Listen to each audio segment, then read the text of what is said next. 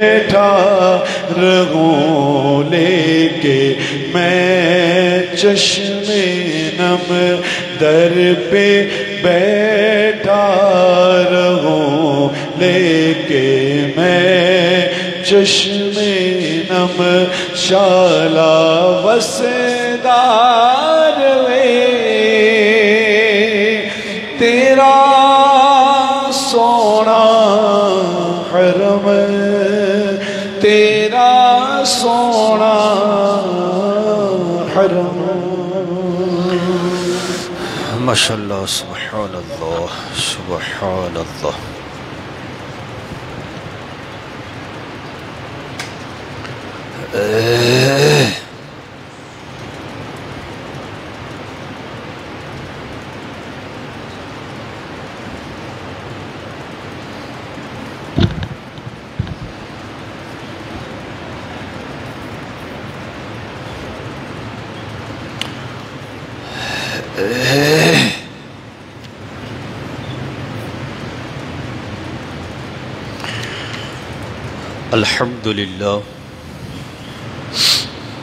الحمد للہ رب العالمین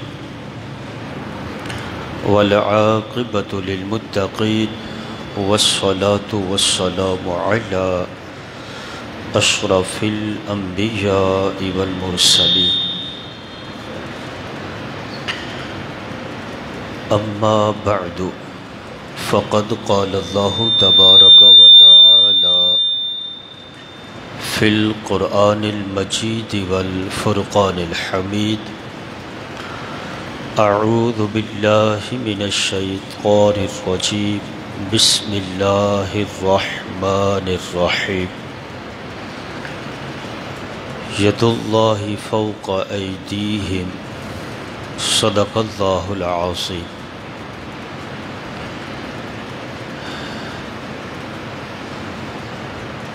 قال اللہ تبارک و تعالی فی شان حبیبہ مخبرا و آمرا ان اللہ و ملائکتہ یصلون علی النبی یا ایہا الذین آمنوا صلوا علیہ وسلموا تسلیما الصلاة والسلام علیک یا سیدی یا رسول اللہ الصلاة والسلام علیک یا سیدی یا حبیب اللہ الصلاة والسلام علیک یا سیدی یا رحمة للعالمین وعلى آلک واصحابک یا سیدی یا خاتم النبیین اللہ جل وعلا کی حمد و ثنا تسبیح و تحلیل تقدیس درود لا محدود حضور پر نور شافع یوم النشور جناب احمد مجتبی محمد مصطفیٰ صلی اللہ علیہ وعلی آلہ واصحابہ اجمعین کی ذات بابرکات پر اور آقا کی بارگاہ میں اپنی عقیدتوں اور محبتوں کا خراج پیش کرنے کے بعد عالی مرتبت سامعین السلام علیکم ورحمۃ اللہ وبرکاتہ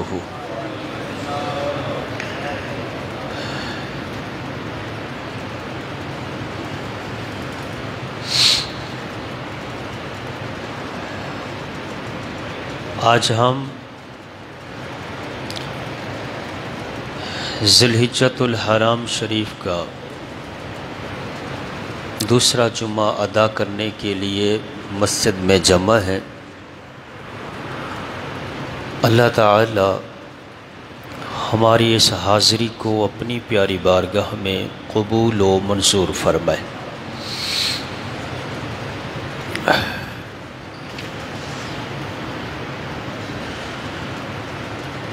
اللہ اکبر۔ آج کے جمعہ کے حوالے سے جو ہمارا ٹاپک ہے فضائل حضرت عثمان غنی رضی اللہ تعالی عنہ۔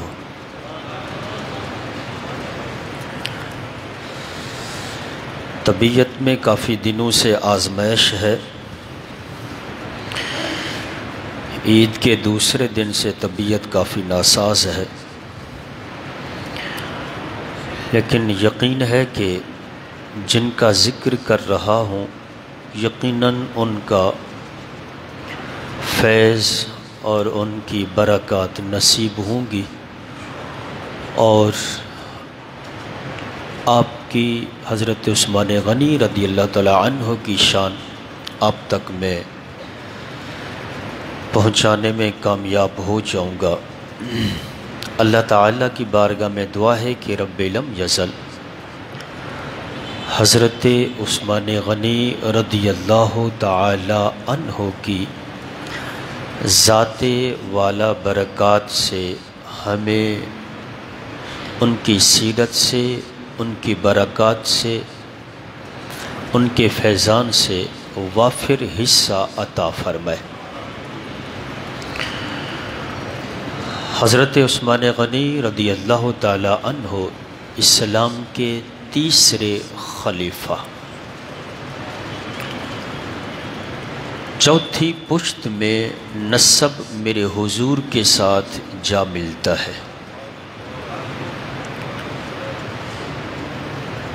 بنو امیہ قبیلے سے تعلق ہے، اور صحابہ کرام کے اقوال کے مطابق بہت ساری آیات آپ کی شان میں قرآن میں نازل ہوئی ہے، اور یہ امتیاز بھی صرف آپ کو ہی حاصل ہے کہ پوری انسانیت میں اگر کسی انسان کے نکاح میں ایک نبی کی 2 بیٹیاں آئی ہوں تو وہ شان صرف حضرت عثمان غنی کی ہے۔ اس سے پہلے کسی بھی نبی کی 2 بیٹیاں کسی ایک انسان کے نکاح میں نہیں آئی۔ اللہ اکبر۔ حضرت عثمان غنی رضی اللہ تعالی عنہ کی شان کو بیان کرتے ہوئے جو احادیث کے اندر ذخیرہ ہے، میں آج کے اس مختصر سے وقت میں چند احادیث آپ کے سامنے رکھوں گا، اور جس حدیث سے آغاز کر رہا ہوں وہ حدیث حضرت علی المرتضیٰ شیر خدا سے روایت ہے۔ آپ دیکھیں کہ ان نفوس قدسیہ کو آپس میں پیار کتنا ہے۔ بدقسمتی ہے آج اس مسلم معاشرے کی کہ ان کے سامنے یوں بیان کیا جاتا ہے جیسے یہ نفوس قدسیہ نہ جانے کتنے بڑے دشمن ہیں ایک دوسرے کے۔ یہ اس معاشرے کی بدقسمتی ہے، اور یہ نوجوان جو اپنے مسلک سے، دین سے دور ہے، اس کو کچھ نہیں سمجھ آتی، اس کی آنکھیں ایسی بند ہو جاتی ہیں کہ ان نفوس قدسیہ کے بارے میں پھر یہ زبان درازی شروع کر دیتا ہے۔ تیری حیثیت ہی کیا ہے؟ تو کس کے بارے میں بات کرتے، کبھی سوچا بھی ہے تو نے؟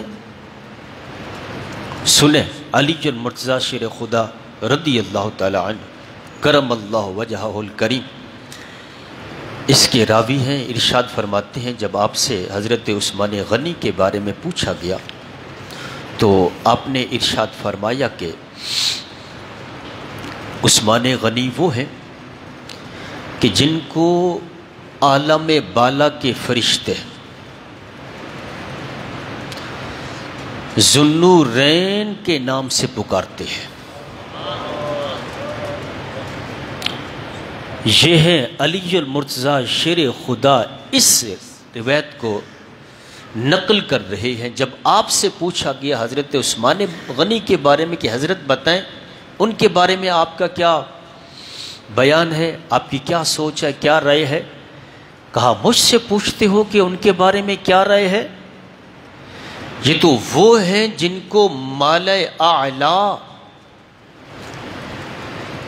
کہ جو عالم بالا کے فرشتے ہیں, وہ فرشتے بھی آپ کو ذوالنورین کے نام سے جب بھی پکاریں, آپ کا نام لیں تو عثمان نہیں کہتے, ذوالنورین کہتے ہیں. اللہ اکبر. حضرت رقیہ کی جب رضی اللہ تعالی عنہ کیا نکاح حضرت عثمان غنی کے ساتھ ہوا تو حضرت اسامہ بن زید, آپ جانتے ہیں کہ حضرت زید بن حارثہ جو ہیں ان کو حضور نے منہ بولا بیٹا بنایا تھا, تو انہی کے بیٹے ہیں اسامہ. گویا یہ منہ بولے بیٹے کے بیٹے پوتے ہو گئے. ان کو حضور نے ایک پلیٹ دی جس میں گوشت تھا. ارشاد فرمایا کہ عثمان غنی کے گھر لے جاؤ. حضرت اسامہ فرماتے ہیں فدخلت علیہ, جب میں آپ کے گھر داخل ہوا فاذا هو جالس مع رقیہ, حضرت عثمان غنی حضرت رقیہ رضی اللہ تعالی عنہا کے پاس بیٹھے تھے. ما رأیت زوجا احسن منہما, میں نے ان سے حسین جوڑی نہیں دیکھی. اللہ اکبر.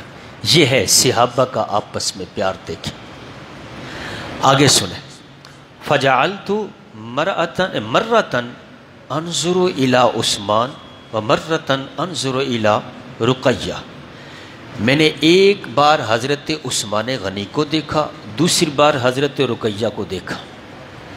ایک بار ایک نظر ان کو دیکھتا, ایک نظر ان کو دیکھتا.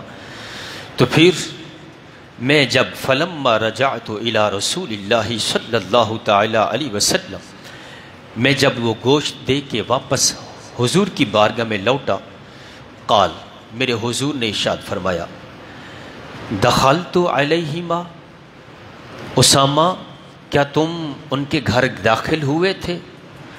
تو قلت نعم, میں نے عرض کی حضور جی ہاں میں اندر گیا تھا. قالا, میرے حضور نے ارشاد فرمایا حل رأیت زوجا احسن منہما, اسامہ بتاؤ اس جوڑی سے زیادہ حسین جوڑی دیکھی ہے؟ اللہ اکبر. قلت, میں نے کہا لا, نہیں حضور میں نے نہیں دیکھی. اللہ اکبر. وقد جعلت مرۃ انظر الى رقیہ و مرۃ انظر الى عثمان, میں نے ایک بار حضرت عثمان کو بھی دیکھا, ایک بار حضرت رقیہ کو بھی دیکھا. یہ جوڑی اتنی حسین ہے کہ ایسی جوڑی میں نے نہیں دیکھی. اللہ اکبر. اللہ اکبر. حضرت عثمان غنی رضی اللہ تعالی عنہ کی شان.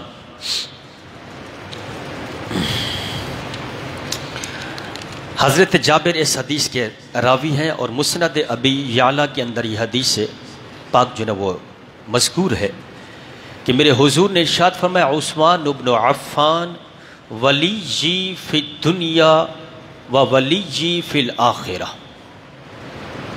عثمان بن عفان جو ہے یہ دنیا میں بھی میرے ولی ہیں اور آخرت میں بھی ولی ہیں. دنیا میں بھی میرے ساتھ ہیں.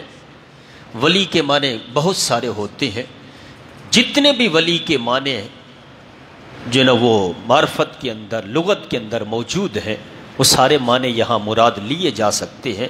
تو فرمایا عثمان دنیا میں بھی میرے ولی ہیں اور آخرت میں بھی ولی ہیں.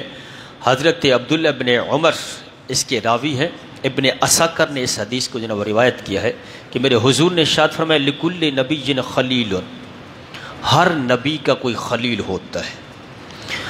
اور فرمایا خلیل بھی کہاں ہوتا ہے؟ فی امتی ہی, اس کی امت سے اس نبی کا کوئی خلیل ہوتا ہے.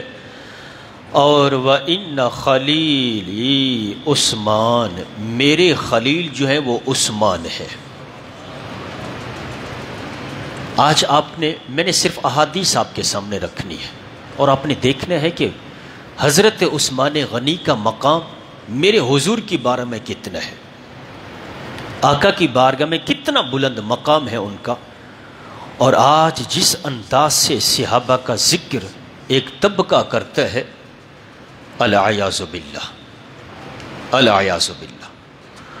میں اسی لیے کہتا ہوں کہ اہل سنت ہم اپنے رب کا جتنا شکر ادا کریں وہ کم ہے کہ اللہ نے ہمیں حضور سے بھی پیار کرنے والا بنایا ہے، حضور کے صحابہ سے بھی پیار کرنے والا اور حضور کے اہل بیت سے بھی پیار کرنے والا بنایا.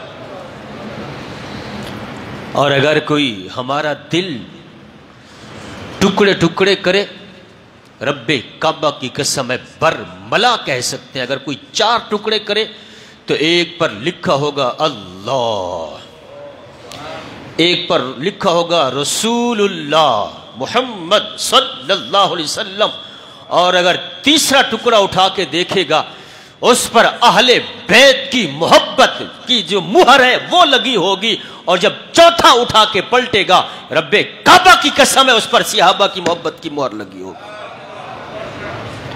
یہ ہمارا عقیدہ ہے، یہ صرف جذبات نہیں ہے، کوئی اس کو جذبات نہ کہے، یہ حقیقت ہے. اہل سنت تمہیں جتنی بار بھی مبارک دی جائے کم ہے، تم اپنے رب کا جتنا شکر ادا کرو کم ہے کہ اللہ نے ہمیں اتنا سچا عقیدہ عطا فرمایا ہے. حضرت عثمان غنی کی ایک اور شان، حضرت طلحہ بن عبید اللہ رضی اللہ تعالیٰ عنہ، ترمذی شریف کے اندر یہ حدیث پاک موجود ہے، اور یہ حدیث المستدرک للحاکم کے اندر بھی موجود ہے کہ میرے آقا کریم علیہ السلام نے ارشاد فرمایا لکل نبی رفیق، ہر نبی کا رفیق ہوتا ہے فی الجنہ، جنت میں، جنت میں ہر نبی کا کوئی نہ کوئی رفیق ہوتا ہے. وَرَفِيقِي فِيهَا عثمان، اور جنت میں میرے رفیق عثمان ہے. یہ ہے حضرت عثمان غنی کی شان. مولا علی کی شان اپنی جگہ پر وہ مسلم ہے، ان کی شان بھی عرف و اعلیٰ ہے. ہم حضور کے گلشن رسالت کے ان پھولوں کو جس طرح میرے حضور نے جس خوشبو سے نوازا ہے، جس کو جو شان عطا کی ہے، الحمدللہ سنی ہر اس گلشن رسالت کے ہر پھول کی، وہ پھول ابوبکر صدیق کا ہو، یا پھر وہ پھول حضرت عثمان غنی کی شکل میں ہو، یا پھر وہ پھول عمر فاروق کی شکل میں ہو، یا علی المرتضیٰ شیر خدا کی شکل میں ہو، یہ پھول جس انداز سے بھی ہوں، جس صورت میں بھی ہوں، الحمدللہ سنی ہر پھول کی تعظیم اور اس کا مقام اسی انداز سے کرتا ہے جس طرح حضور نے ان کو عطا فرمایا ہے.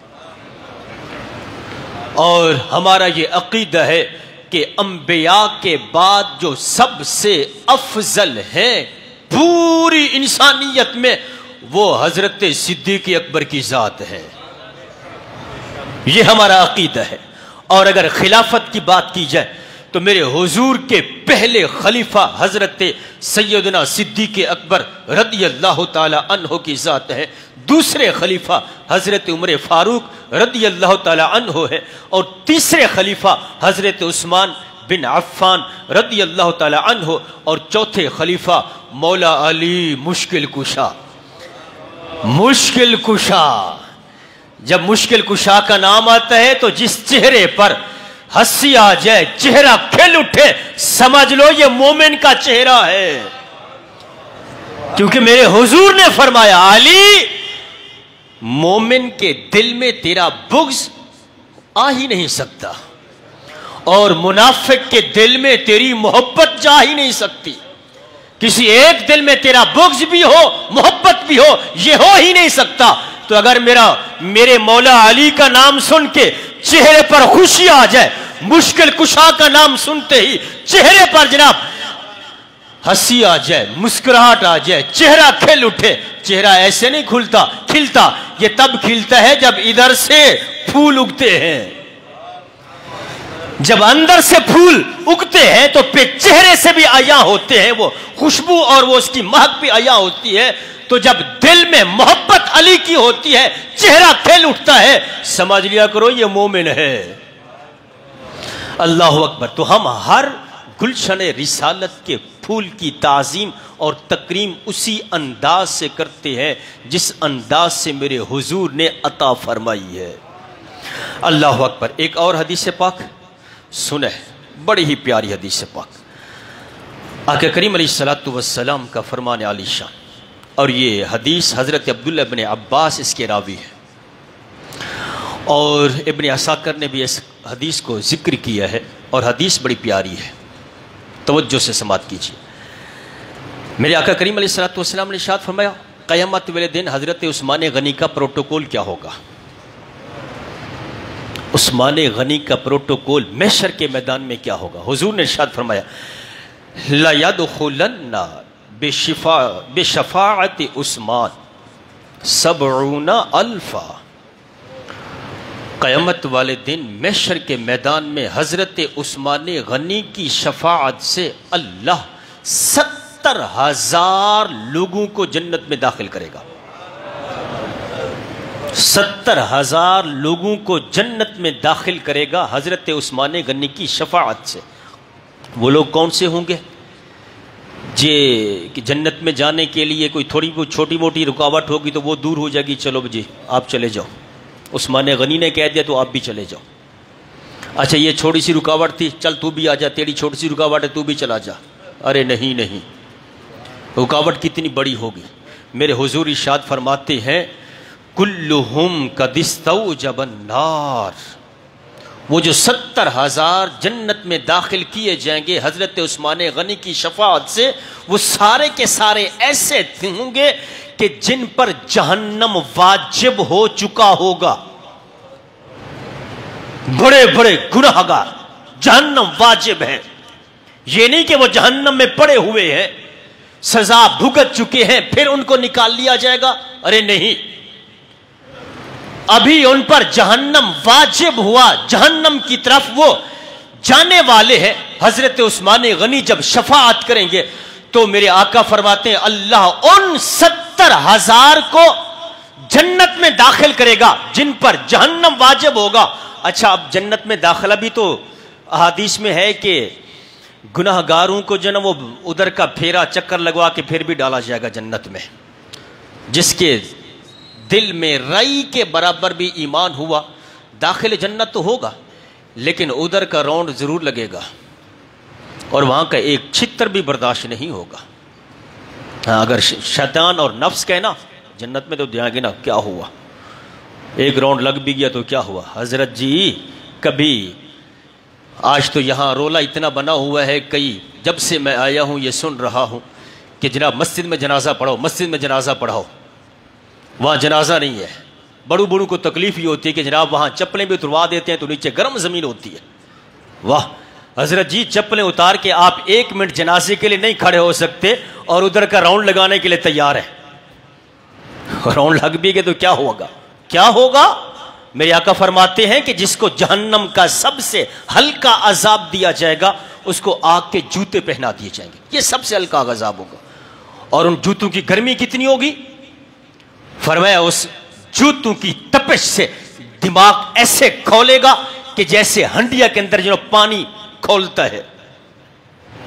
وہ چیخے گا, پورے جہنم میں دوڑے گا اور کہے گا کہ سب سے بڑا عذاب مجھے دیا گیا ہے. وہ یہی سوچے گا کہ سب سے بڑا عذاب دیا گیا. حضرت وہاں کا ایک چکر بھی برداشت نہیں ہونا.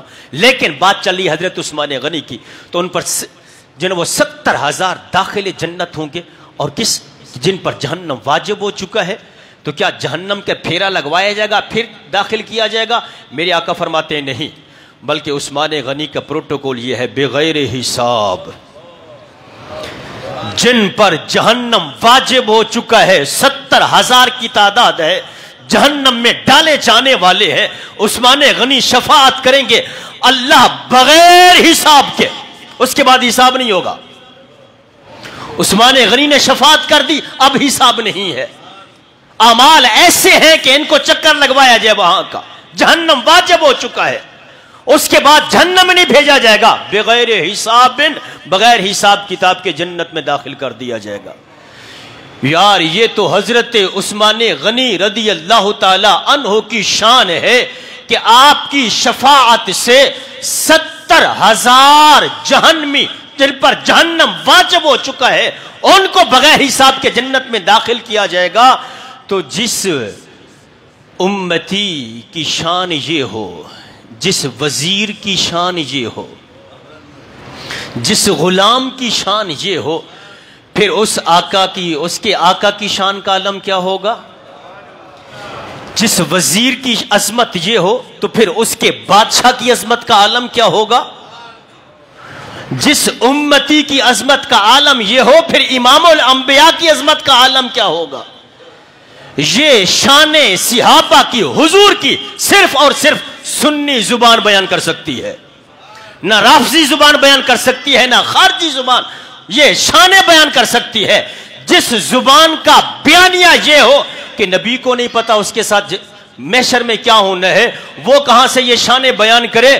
تم میرے نبی کی بات کرتے ہو، یہاں تو حضور فرماتے ہیں میرے عثمان کی شان کا عالم یہ ہے 70,000 ان کی شفاعت سے داخل جنت ہوں گے۔ تو پھر سوچو نا جب حضور شفاعت کریں گے کیا ہی ذوق افزا شفاعت ہے تمہاری، واہ واہ۔ ارے سنیوں سے پوچھو حضور کی پھر عظمت کا عالم، جب ساری امتیں آگے پیچھے بھاگ رہی ہے، کوئی ڈھونڈو، کوئی سفارشی ڈھونڈو، کوئی شفاعت کرے رب کی بارگاہ میں، کسی کو ہمت نہیں پڑ رہی، سبھی جو ہے نا وہ کہہ رہے کہ نہیں نہیں اذهبوا الى غیری، اذهبوا الى غیری، آج دوسرے کے پاس جاؤ، آج کسی اور کے پاس جاؤ، لیکن کوئی کسی کی ہمت نہیں پڑ رہی۔ اور جو سب سے پہلے شفاعت کا دروازہ کھولیں گے وہ میرے اور آپ کے پیارے آقا کی ذات ہے۔ ہم یہاں بھی یا رسول اللہ کا نعرہ لگاتے ہیں، وہاں بھی جب دروازہ کھلے گا سنی اچھل اچھل کے کہیں گے نعرہ رسالت۔ جی ہاں، جب شفاعت کا دروازہ کھلے گا سنی خوش ہو جائیں گے۔ کیوں؟ اس لیے کیونکہ محشر کا میدان آپ کو پتہ کس لیے سجایا گیا؟ حساب کتاب کے لیے؟ ارے نہیں نہیں، ارے نہیں، حساب کتاب کے لیے نہیں۔ اللہ جانتا ہے کس نے یہاں کیا کرتوت کیے ہیں، جانتا ہے کہ نہیں جانتا؟ ہر ایک کے کرتوتوں سے واقف ہے، کس نے کیا کیا سب کو جانتا ہے۔ وہ سب کو اٹھا کے جہنم میں ڈال دے کوئی اس سے پوچھنے والا نہیں، اس کا عدل ہے۔ وہ جس کو چاہے جہنم میں بھیج دے، جس کو چاہے جنت میں بھیج دے، کوئی سوال کر سکتا ہے؟ ارے نہیں، اس کا تو انصاف ہے، وہ جو چاہے کر سکتا ہے۔ لیکن پھر کیوں محشر کا میدان سجایا؟ پھر کیوں سجایا؟ کبھی بیٹھ کے سوچے آپ نے محشر کا میدان کیوں ہے، کیوں سجایا گیا، وہاں سب کو کیوں بلایا گیا؟ اسی لیے بلایا گیا جو کہتے تھے وہاں نہیں نہیں یہ تو یوں نہیں کر سکتے، نبی کے چاہنے سے یہ نہیں ہوتا، نبی یوں نہیں کر سکتا، نبی وہ نہیں کر سکتا۔ اور میں آ جاؤ، پھر آ جاؤ، سارے آ جاؤ، سارے اکٹھے ہو جاؤ، پہلے والے بھی بعد والے بھی سارے کے سارے اکٹھے کھڑے ہوئے ہیں۔ جاؤ آپ آدم کے پاس جاؤ، اذهبوا الى غیری، جاؤ آگے جاؤ، اذهبوا الى غیری، تیسرے کے پاس جاؤ، اذهبوا الى غیری، سب کے پاس جاؤ، سارے جاؤ، سارے گئے، سب کے پاس گئے، سبھی نے یہی کہا اذهبوا الى غیری، اذهبوا الى غیری۔ جب تھک ہار کے میرے آقا کے در انور پر آئے، فرمایا میں تو کب سے انتظار میں ہوں، میں تو کب سے تمہاری انتظار میں ہوں۔ اس وقت حضور سجدہ کریں گے، میرا رب فرمائے گا ارفع راسک یا محمد صلی اللہ علیہ وسلم، محبوب سر اٹھاؤ، آج سجدے کی نہیں، آج تو تیری شان دکھانی ہے، یہ سجدے کا مقام نہیں ہے۔ ارفع راسک یا محمد، سل توتا مانگو دیا جائے گا، حبیب مانگو کیا مانگتے ہو، جو مانگو کو دیں گے۔ اللہ اکبر، آج سجدہ نہیں کروانا، حبیب یہ سب کو بلایا ہے، تیری شان دکھانی ہے، تیرا مقام دکھانا ہے، تیری عظمت دکھانی ہے۔ سل تعطا، مانگو عطا کیا جائے گا۔ جب حضور شفاعت کا دروازہ کھولیں گے تو پھر ہم اچھل اچھل کے کہیں گے، سب کو سنیں گے زمین و زمان تمہارے لیے۔ ارے ہم کہا کرتے تھے نا دنیا میں، دیکھو میرے آقا کی شان، ہم تمہیں کہا کرتے تھے زمین و زمان تمہارے لیے، چنینو چنا مکینو مکاں بنے دو جہاں. جتنی محبت اتنی آواز نہیں آ رہی.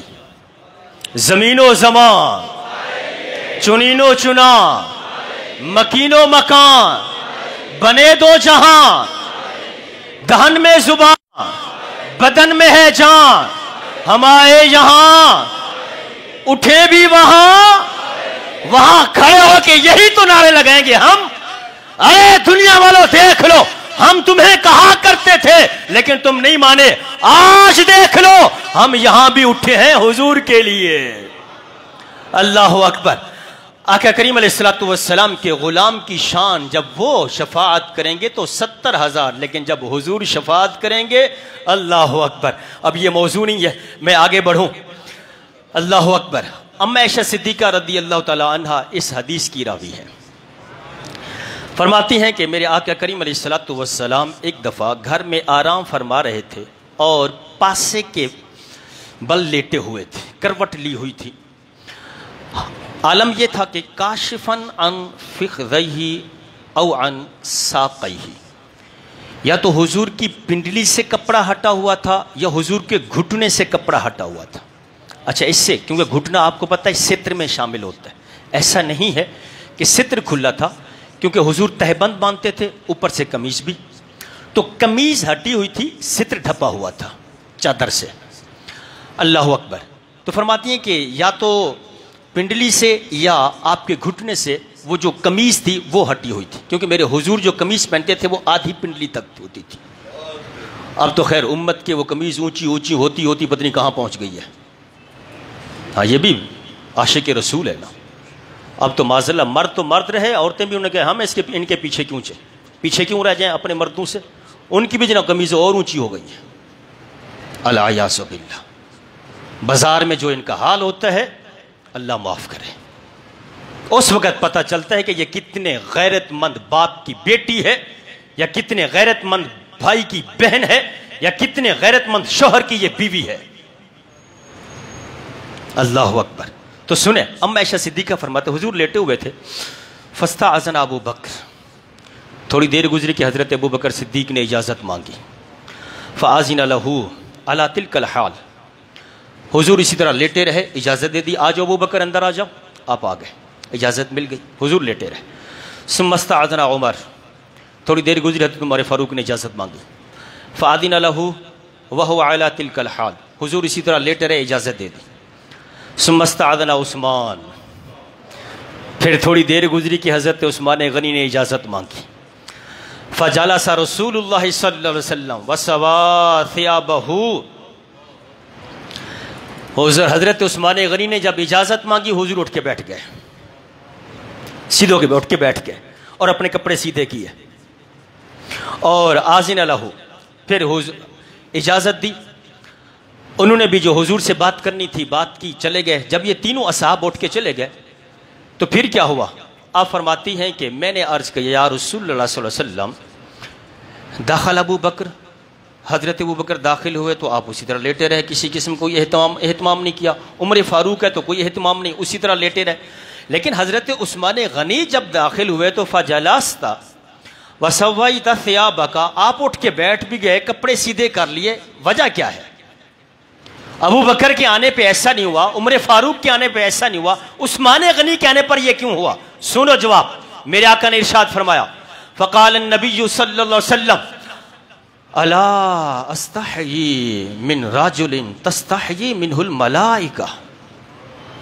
عائشہ تم پوچھتی ہو کہ میں نے عثمان کے لیے یہ اہتمام کیوں کیا, تو میں اس شخص سے حیا کیوں نہ کروں جس سے اللہ کے فرشتے بھی حیا کرتے ہیں. ایک روایت میں یہ بھی الفاظ آتے ہیں کہ اگر میں اسی حال میں لیٹا رہتا تو عثمان غنی اپنی حاجت مجھے بیان نہ کر سکتے حیا کی وجہ سے, اس لیے میں اٹھ کے بیٹھ گیا تاکہ جو بات پوچھنے آئے ہیں, مسئلہ پوچھنے آئے ہیں, وہ اپنا مسئلہ پوچھ سکیں, کیونکہ وہ سب سے زیادہ حیا والے ہیں اور رب کے فرشتے بھی عثمان سے حیا کرتے ہیں. اللہ اکبر. حضرت عثمان غنی رضی اللہ عنہ, اما عائشہ صدیقہ اس کی راوی ہیں, فرماتی ہیں قال رسول اللہ صلی اللہ علیہ وسلم, ادعو الی اخی، حضور نے ارشاد فرمایا کہ میرے بھائی کو میری طرف بلاؤ، میرے بھائی کو میری طرف بلاؤ۔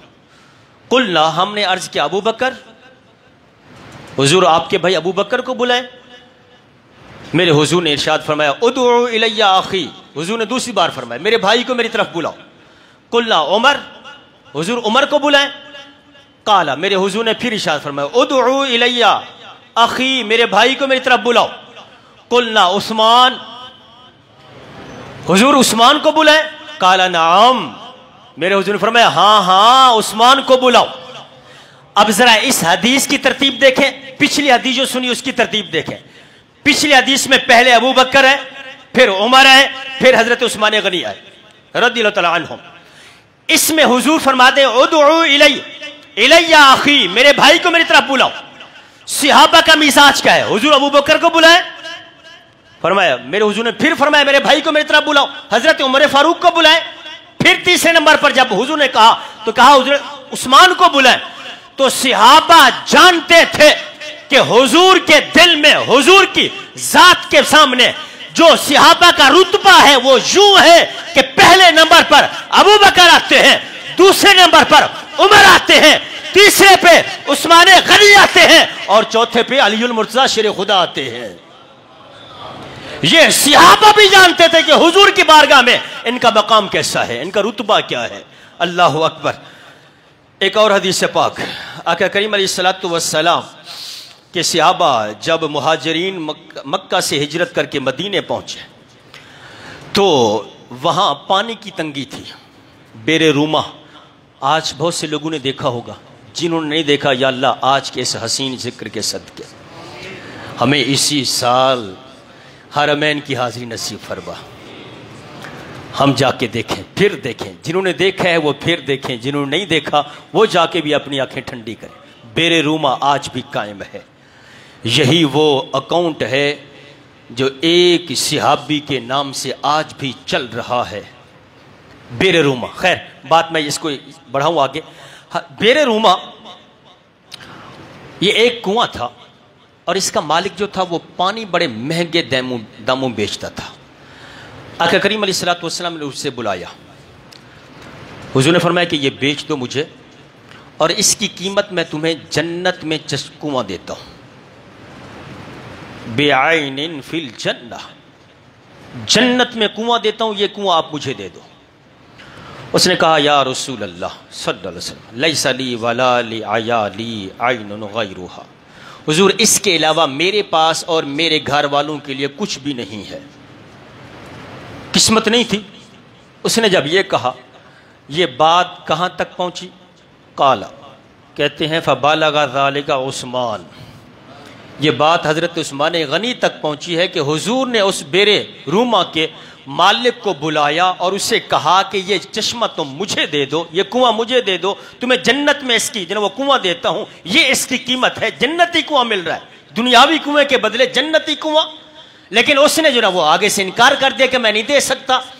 حضرت عثمان غنی تب جب بات پہنچی تو فاشتراها ب35 و30 الف درہم، آپ اٹھے سیدھے اس مالک کے پاس گئے، 35,000 درہم میں، اس وقت 35,000 درہم وہ کنواں خرید لیا۔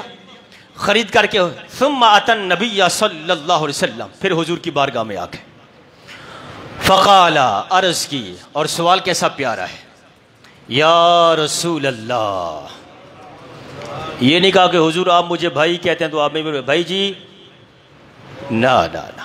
صحابہ جب بھی حضور کی بارگاہ میں عرض پیش کرتے ہیں تو کیا کہتے ہیں؟ جس کا عقیدہ ہے زور سے بول دے جی۔ حضور کی بارگاہ میں جب بھی کوئی صحابی پیش ہوتا ہے، یا رسول اللہ، الحمدللہ سنیو ہمارا بھی یہی عقیدہ ہے، یا رسول اللہ، یا رسول اللہ، اتجعل لی مثل الذی جعلت له عینا فی الجنہ، حضور وہ جو آپ نے اس کو قیمت لگائی تھی کنویں کی، کیا وہ قیمت میرے لیے بھی ہے؟ اتجعل لی کیا آپ مجھے بھی وہ قیمت دیں گے اگر میں وہ کنواں خرید لوں؟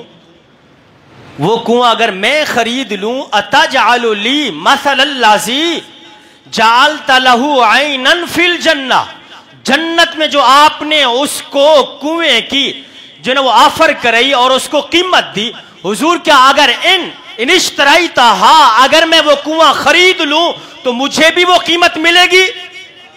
اس کنویں کے بدلے میں وہ کنواں، وہ جنتی قیمت جو ہے کنویں کی، وہ ملے گی؟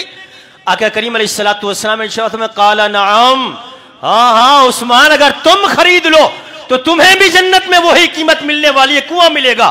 تو سنو، قال حضرت عثمان غنی عرض کرتے ہیں قد اشتریتھا وجعلتھا للمسلمین، آقا میں نے وہ کنواں خرید لیا ہے، میں نے مسلمانوں کو وقف کر دیا ہے۔ اللہ اکبر۔